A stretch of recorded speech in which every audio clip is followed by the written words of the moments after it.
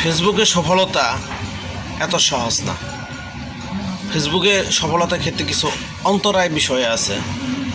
এর মধ্যে একটি বিষয় হচ্ছে, আপনি যদি প্রোফাইল থেকে কাজ করেন, এই প্রোফাইলে অনেক আগেই আপনার কিছু নিজস্ব লোক, আত্মীয় স্বজন বা বন্ধুবান্ধব যারা আছে তারা ফ্রেন্ডে থাকে।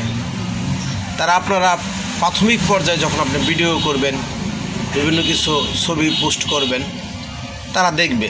প্রথম দিক দিয়ে ভিউ থাকবে, রিচ থাকবে, ভালো থাকবে। এর পরবর্তীতে যখন দেখবেন আপনি এটা প্রফেশনাল হিসেবে কাজ করছেন, তারা আর দেখবে না। তারা আপনাকে স্ক্রল করবে। স্ক্রল করার কারণে আপনার ভিউ ডাউন হয়ে যাবে, রিচ ডাউন হয়ে যাবে।